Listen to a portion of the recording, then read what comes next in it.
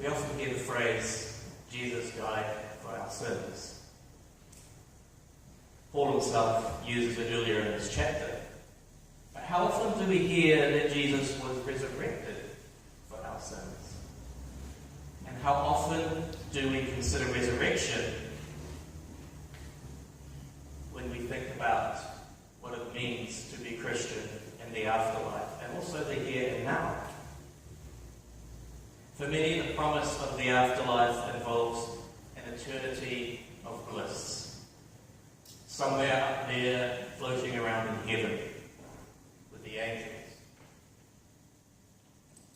In many of my discussions, when I talk about the afterlife, I'm continually reminded that resurrection has somehow disappeared from our vocabulary. It doesn't have a lot of traction in people thinking about their salvation journey. And then when it comes to Jesus, the dying part tends to get the most attention. Somewhere along the way, and now, especially within Christian communities, the fact that Jesus dies seems to take centre stage, and the resurrection is pushed to the wings. It's not how it was for Paul. Resurrection was central for Paul, as we see. And this has somehow affected the way we view afterlife, the great Christian hope. But Paul says the great Christian hope is resurrection. I wonder why it is that resurrection has been pushed to the wings. I guess in the modern era, in the scientific era, Christians all of a sudden started to become apologetic about the fact that there could be such a thing as resurrection.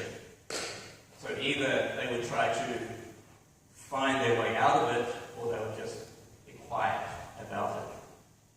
Often seen as absurd and against science and rational thought.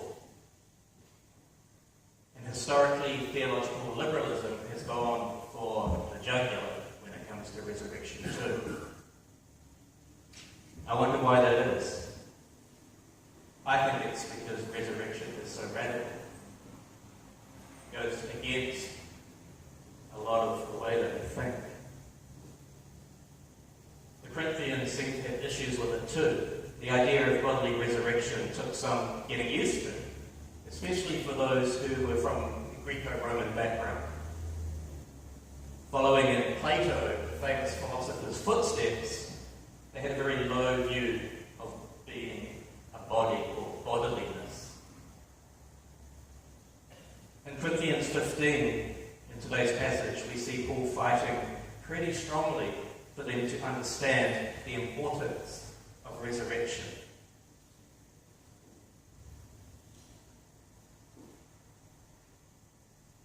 Paul says, no resurrection, no forgiveness of sin.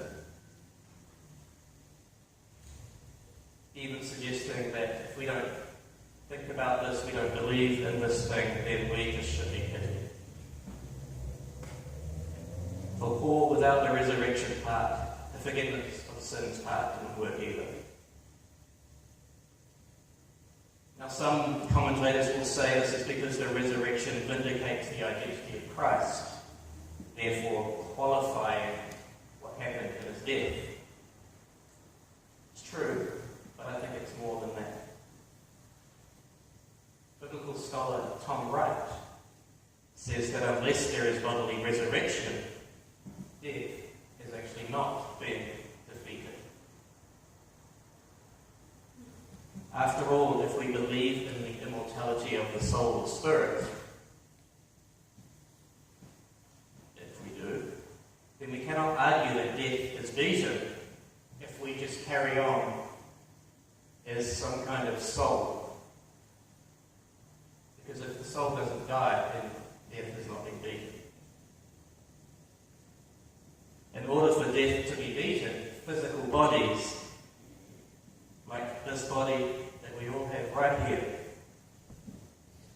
the things that suffer death, the body, must come back. Otherwise, death has not been defeated.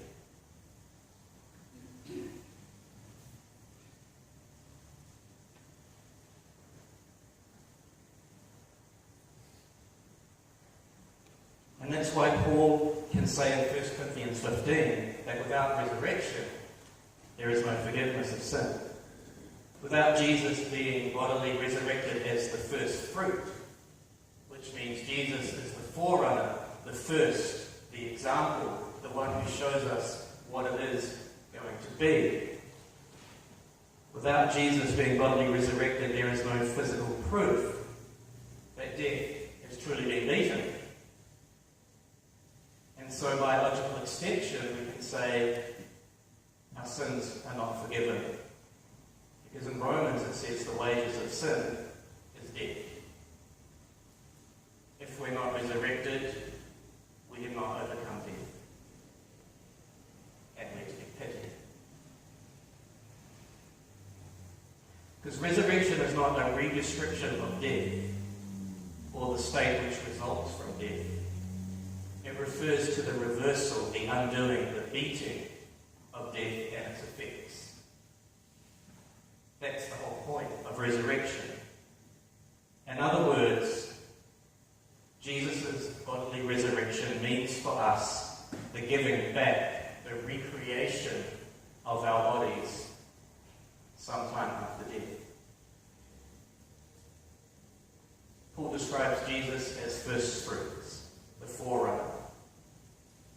He shows us in his post-resurrection interactions that there is a bodiliness to his resurrection body. Mary clings to him. She doesn't fall through him. He is solid. He ate fish with the disciples on the beach. I like that. The first thing they do is they have a barbecue. It's awesome. The disciples look at his scars. They touch. They can feel flesh. Jesus is risen, but he's not risen as some phantom or floaty soul. He is embodied. He is physical. But there is also something extraordinary about it too.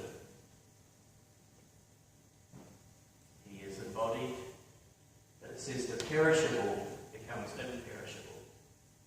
So while there is continuity, there is the same bodiliness, there's also something different.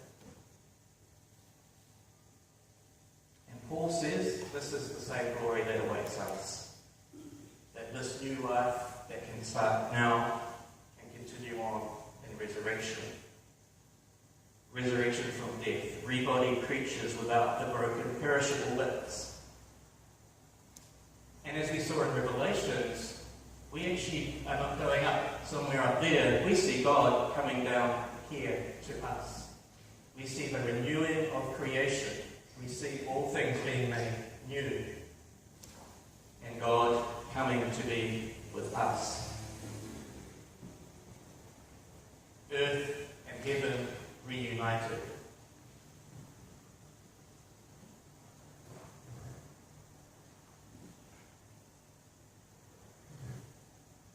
So what does that mean for us today?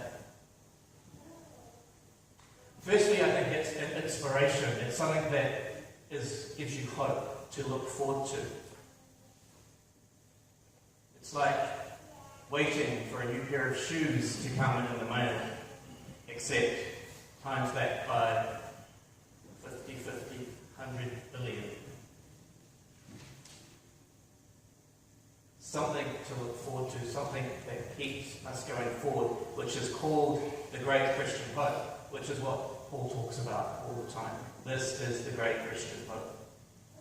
That there is new life and resurrection that starts today, but one day will be full. One day in its fullness.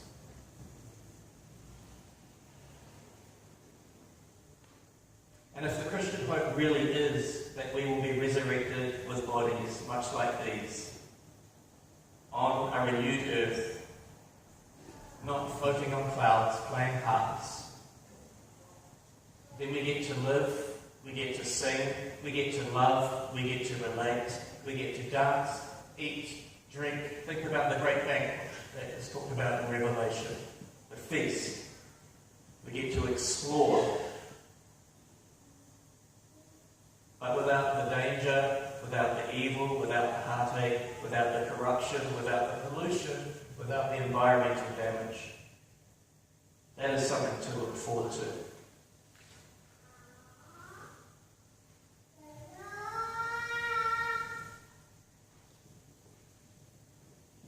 And then we have this funny little part that says, the whole, therefore, my dear brothers and sisters, stand firm, let nothing move you. Always give yourselves fully to the work of the Lord, because you know that your labour in the Lord is not in vain. Seems a funny way to end the chapter on resurrection, but Paul has put it there for a reason. The resurrection has significance today, what we do today. God's new creation was kick-started with Jesus, and God has started to make creation new. All that we do in Christ and by the Spirit is a part of that new world. This is what it means to live in the kingdom. Nothing we do today is wasted. Resurrection is not just about a glorious future. It's about a meaningful present as well. The hope doesn't point to another world. It's focused on the redemption of this world as our home today and one day forever. This is what Tom Wright says. Jesus' resurrection is the beginning of God's new promise, not to snatch people away from earth to heaven, but to colonize earth with the life of heaven. That, after all, is what the Lord's Prayer is about. Your kingdom come on earth as it is in heaven.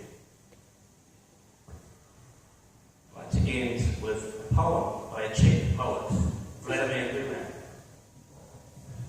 He says, this poem is called Resurrection. Is it true that after this life of ours, we shall one day be awakened by a terrifying clamour of trumpets? Forgive me, God, but I console myself that the beginning and resurrection of all of us dead will simply be announced by the crowing of the cock. After that, we'll remain lying down a while. The first to get up will be Mother. We'll hear her quietly laying the fire, quietly putting the kettle on the stove, and cosily taking the teapot out of the cupboard. We'll be home once more.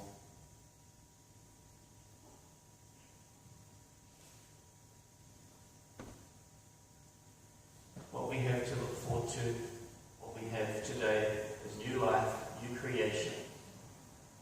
And then one day in the future, resurrection, to be as we are, to sing, to dance, to explore, to love, to paint, to do whatever it is that we have been given to worship God. He is risen. We're going to now sing, Jesus Christ is risen today.